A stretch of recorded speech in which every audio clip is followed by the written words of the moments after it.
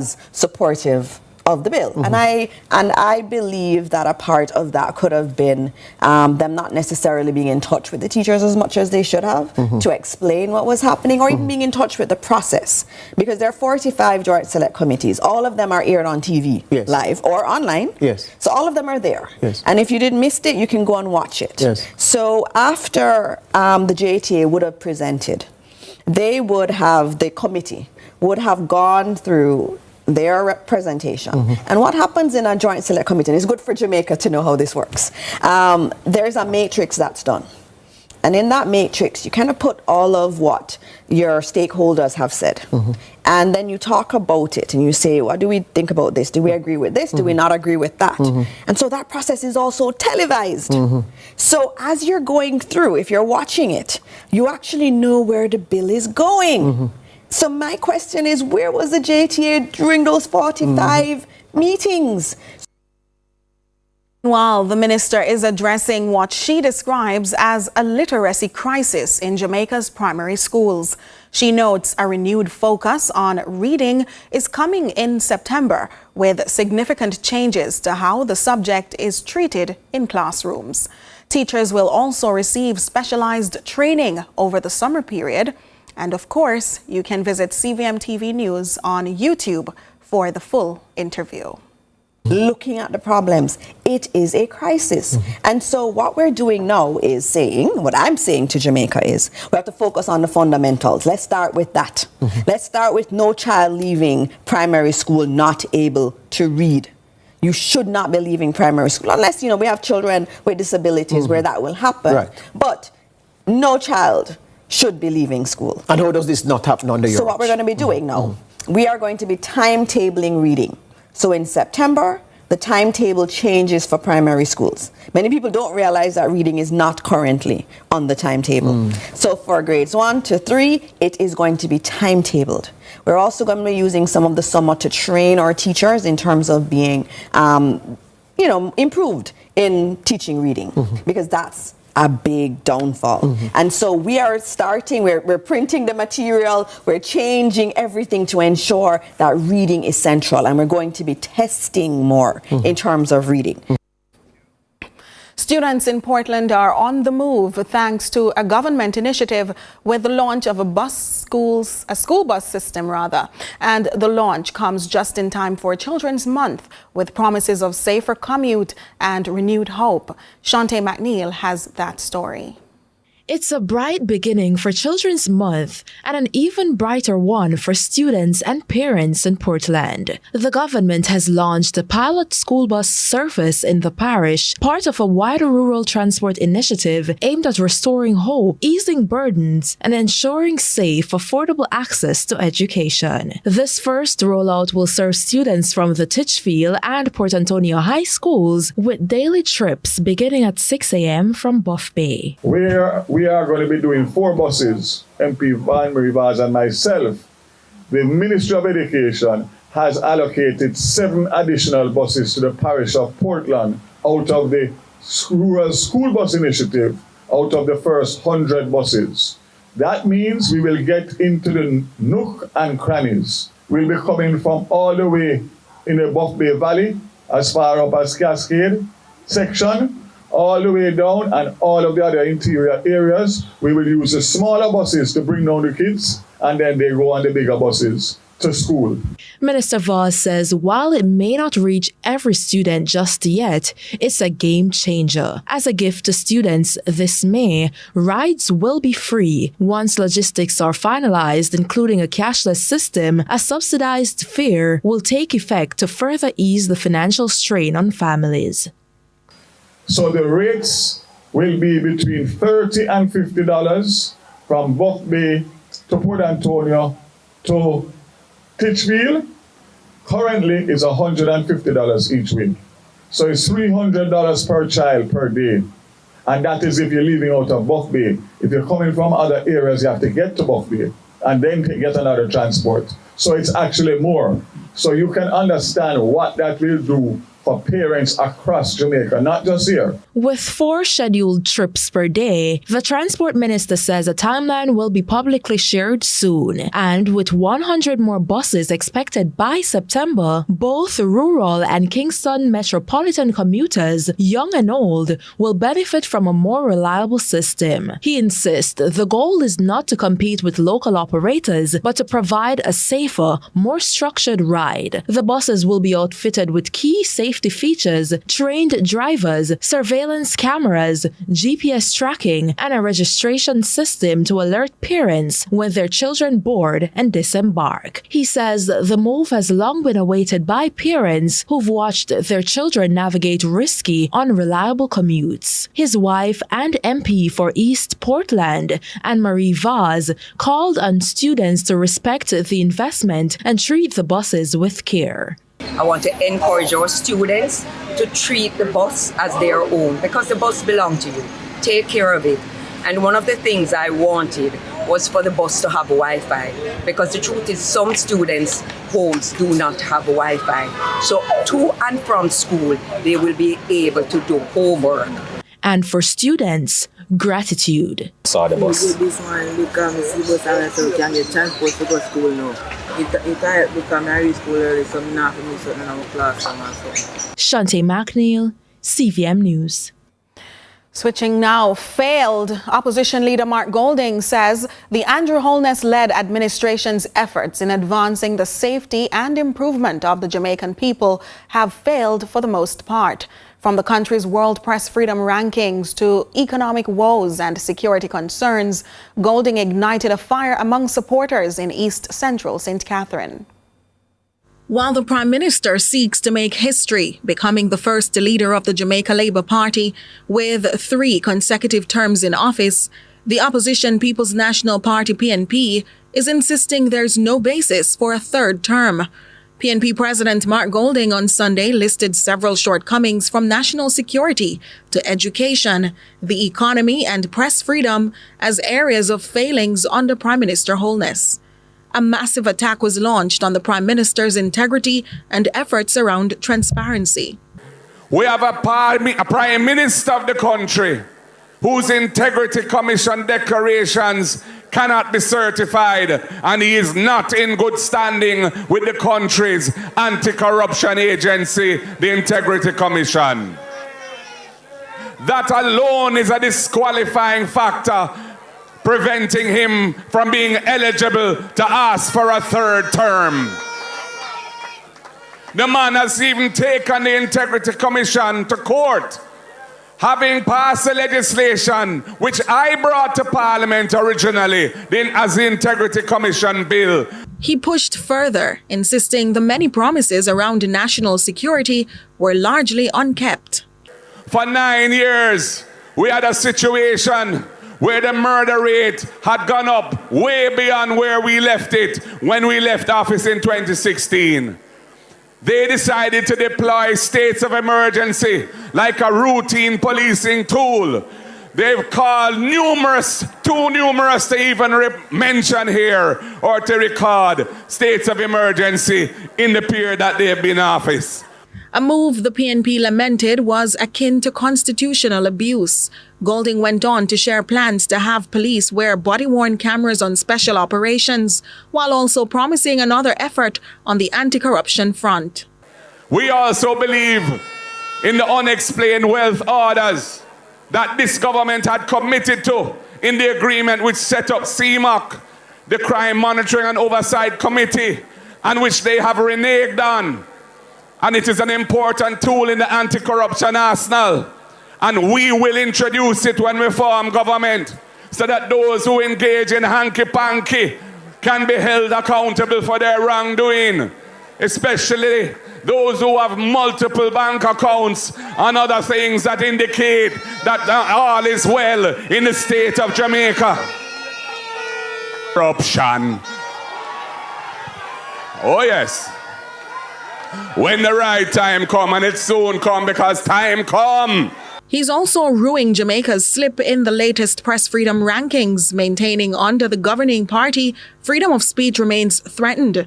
He reminds the many lawsuits that have been brought to secure Jamaicans' constitutional rights. It's why, he says, it's not about choosing themselves, but it's about choosing the people. And that is why I say, them can't use choose Jamaica as their slogan, because the Jamaican people now choose them. Stay with us for more political stories right after the break.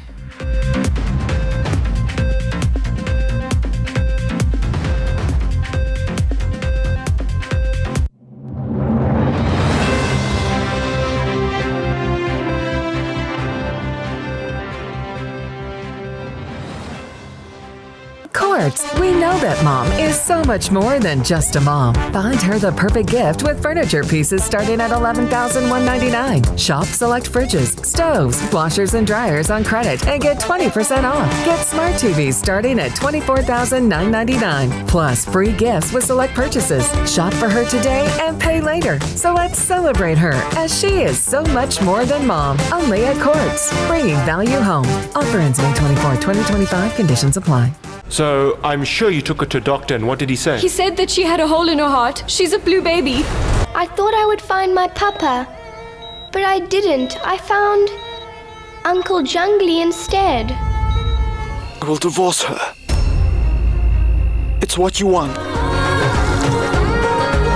Ganga. Brought to you by Hyundai or Hyundai.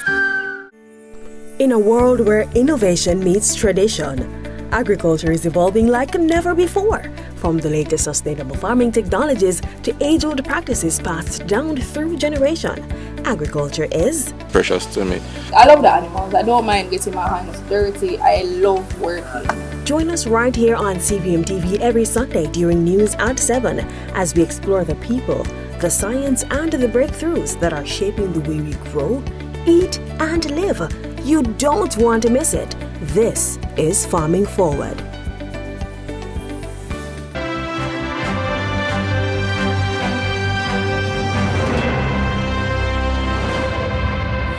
Thanks so much for staying with us. The PNP is signaling its intent to reclaim Central Westmoreland, backing two caretakers with big ambitions.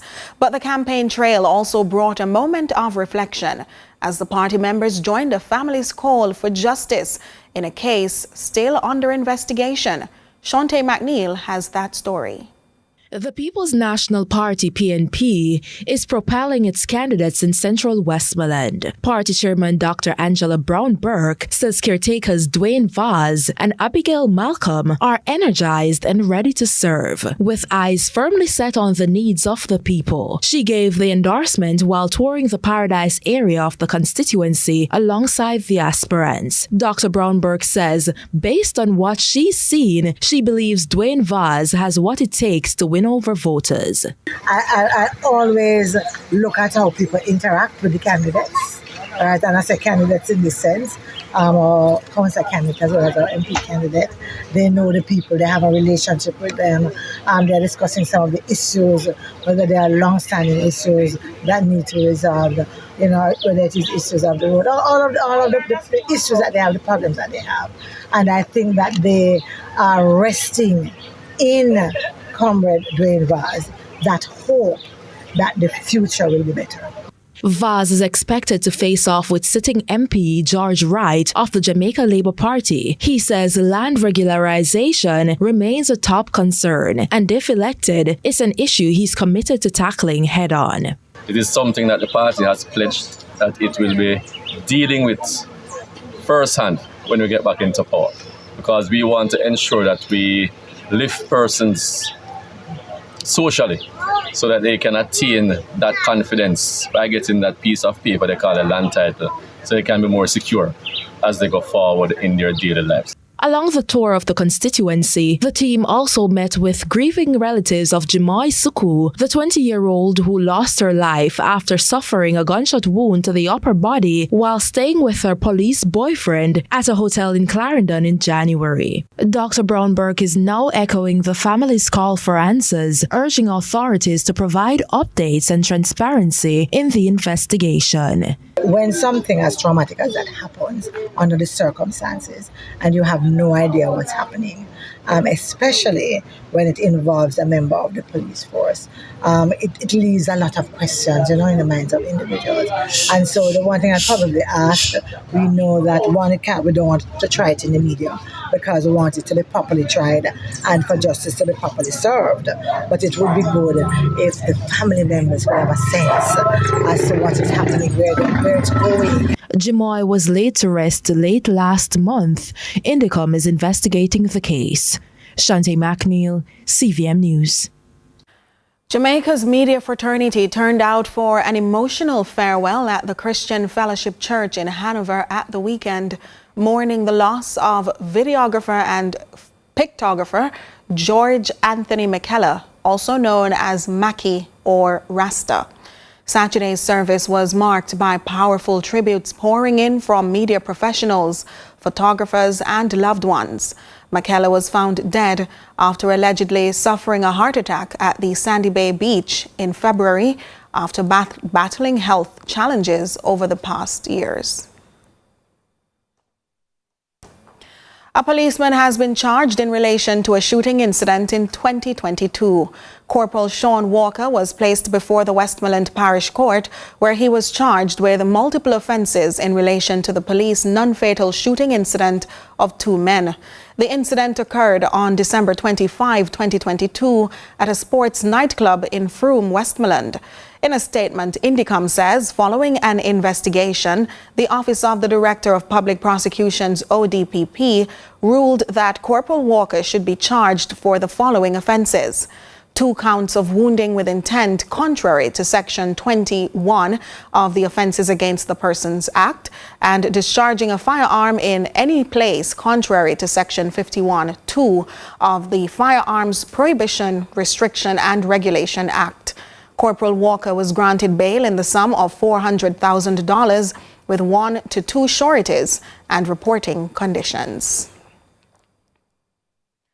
Local Government Minister Desmond McKenzie has announced a major investment in the Hanover Infirmary with millions of dollars set aside to upgrade its laundry facilities.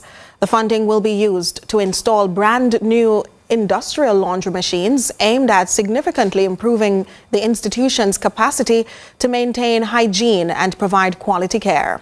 During a tour of the facility, Minister McKenzie emphasized the importance of proper sanitation in healthcare, especially the elderly and vulnerable who rely on public care. He noted that the initiative is part of wider thrust by the government to modernize infirmaries across the island and to ensure that no resident is left behind when it comes to dignity and quality of life. We take a break. Stay with us for more in a moment.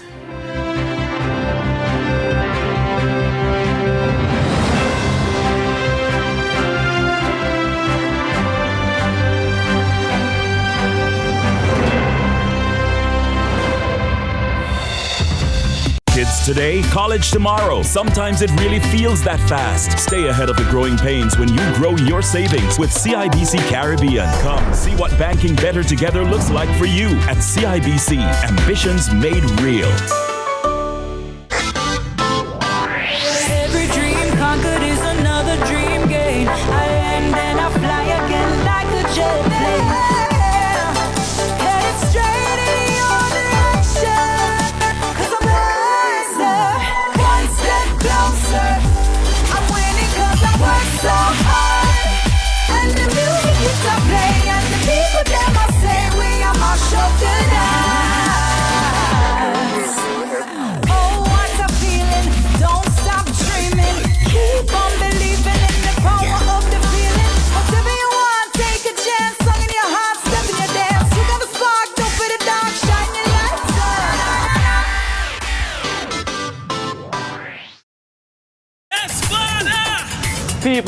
People, we now waste no time. I am super excited to be on for another season to show you the Holy Road. Listen, new adventures. Slim, get fluffy. That's cool. We're not going out, you know. Things are only getting hotter and hotter this season. Click, pow. That must tell you something. There's a great story happening just in our backyard. We are on the Holy Road again.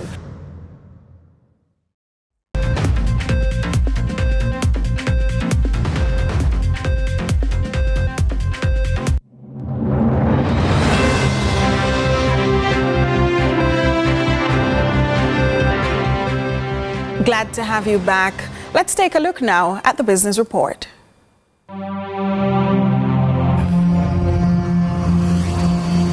As MBJ Airports Limited, MBJ, celebrates its 22nd anniversary of operating Sangster International Airport, SIA, it reflects on a journey marked by significant advancements, particularly in digital transformation. The airport, recognized as Jamaica's premier tourism gateway, has embraced technology to enhance the travel experience for passengers.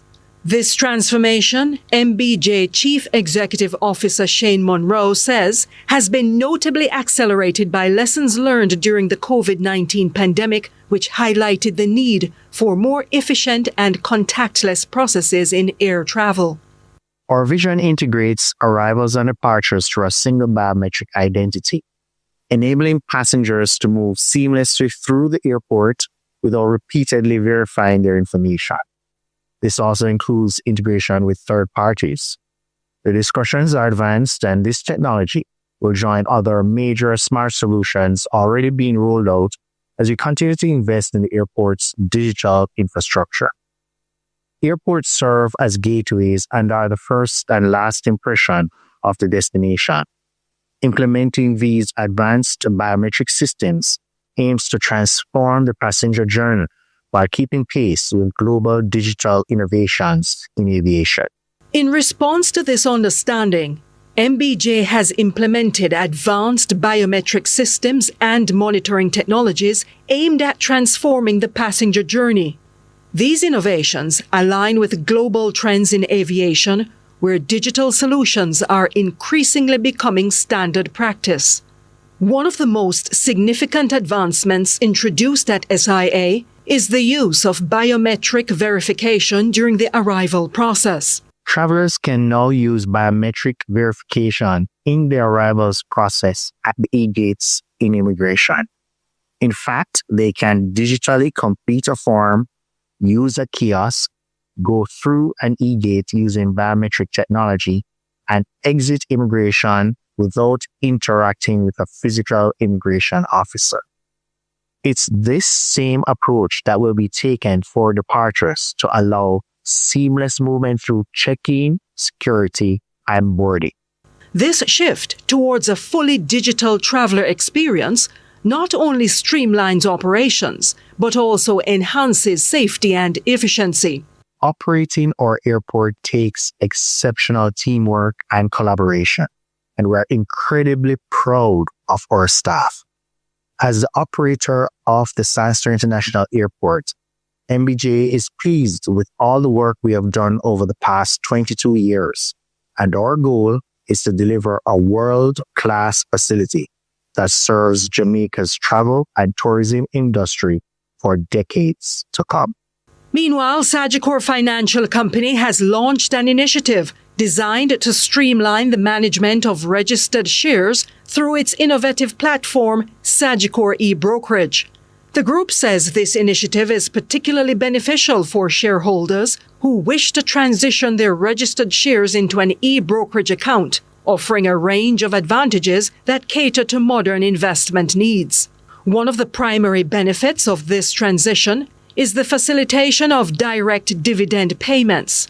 Traditionally, shareholders would receive dividends via checks, which required encashment and clearing processes that could be cumbersome and time-consuming.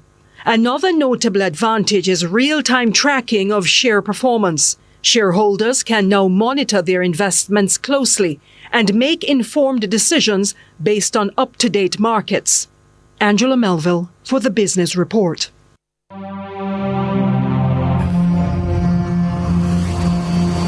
So that was business, but Jordan joins us for a glimpse into sports. Well, you know, Nika, we're talking about the West Indies women's T20 blaze. Not such good news for Jamaica women as they lost today. So we'll tell you a little bit of the details about that. Plus, we're talking football overseas. Trent Alexander-Arnold, his big decision for Liverpool. Plus, we're talking basketball overseas with the NBA playoffs, of course, reaching fever pitch. That and lots more to come in sports. Thank you so much. And so you should join us right after this for the more that's to come.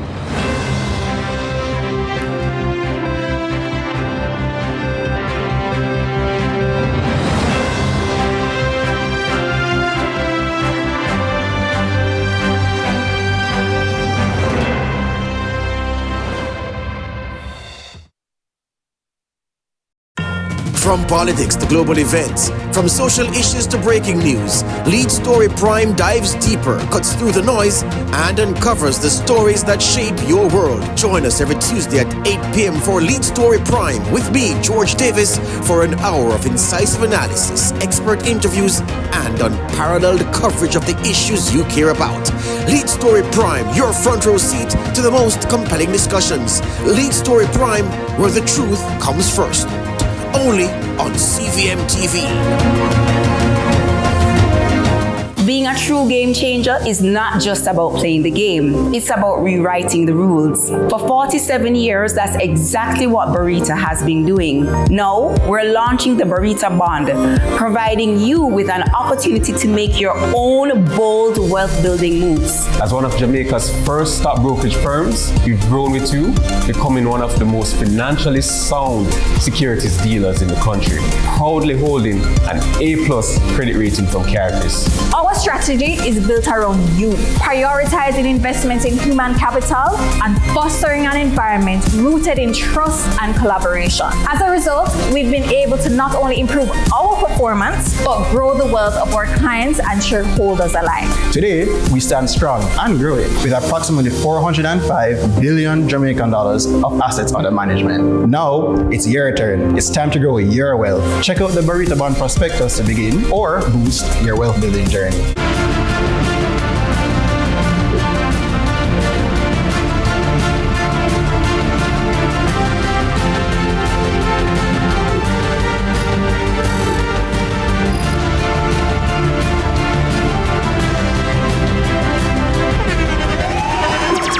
The internationally acclaimed On Stage with Winford Williams. At a new time, Saturdays at 8 p.m. on CVM TV. So much more than entertainment. Celebrating me for this, the first lead story here on CVM TV. 1 year of bold reporting. And of course we look at solutions, but the fact is 1 year of fearless investigations. It's a very important argument and it's a very important issue. 1 year of asking the tough questions. 16 is not enough. Is 13 enough? Lead Story with George Davis is celebrating 1 year of delivering the truth day after day. And we are just getting started. Let's start the show.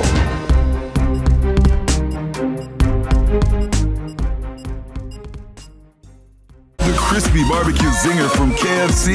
Available for a limited time. KFC, it's finger licking good. The time by KFC is...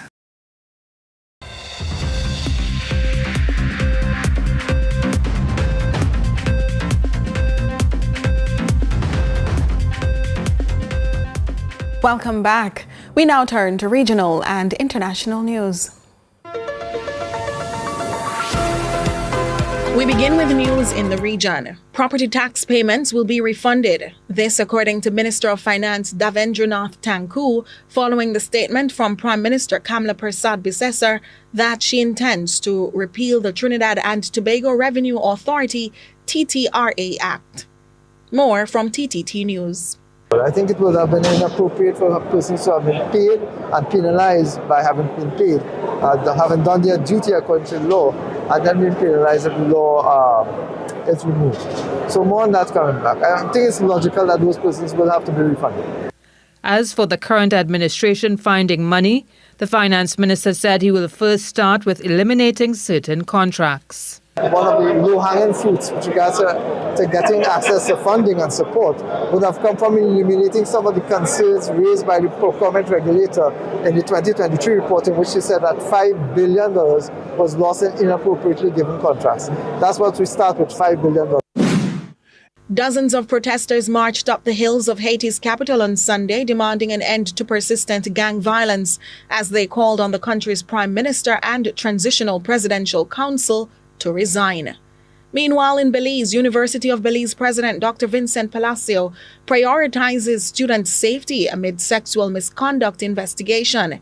He told Channel 5 Belize the safety of students is top priority. Faculty members on administrative leave.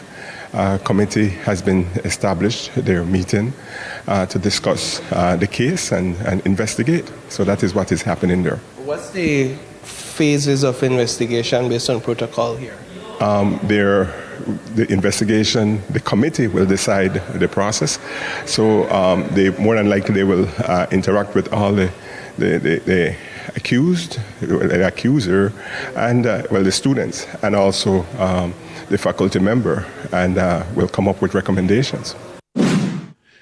In international news, Donald Trump says he's directing his government to reopen and expand Alcatraz, the infamous former prison on an island near San Francisco's Golden Gate Bridge. More from the BBC. He said he wanted the prison to be substantially enlarged before it was put back into service. Alcatraz was shut down more than 60 years ago and turned into a museum. Previous inmates included notorious gangsters Al Capone, Mickey Cohen, and George Machine Gun Kelly. More than 1.5 million people visited the tiny island every year. Let's talk to our North America correspondent, Nomia Iqbal, who joins us now from Washington. Yeah, Nomia, a huge visitor attraction. I mean, I've been there amongst millions of other people, and I guess they'll be disappointed if it is turned back into a prison as Donald Trump's calling for. How likely is that to happen, do you think?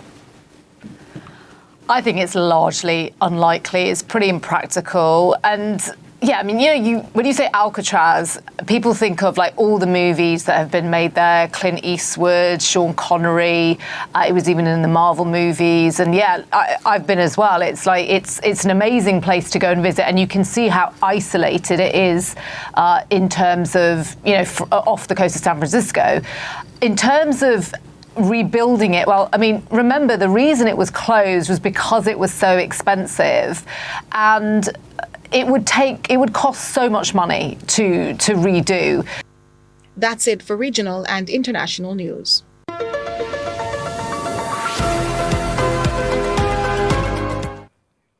We take a break. Sports is next.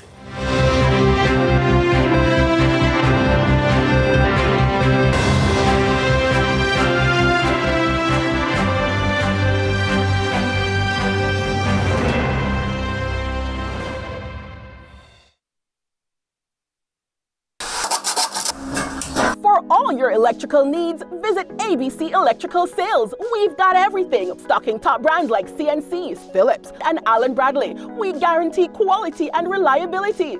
Shop with us and save with even free island-wide delivery. Conditions apply. Visit us at Shop 8 Hagley Park Plaza, Kingston 10. Call 876-754-3714-5 or 876-754-3825-8. ABC Electrical Sales, for a better choice in electrical business. Hey you know all the people in your business? You should take advantage of CVM TV's unbeatable small business advertising package. Trust me. And get your goods and services in front of your customers today. For $150,000, you get a high-quality professional commercial. Plus 20 prime-time commercial spots. That's massive exposure at a fraction of the cost. Including on the #1 morning show in Jamaica, Sunrise. So don't wait. Call us on 658-208-5377 and see your business goals happen right here on CVM Television.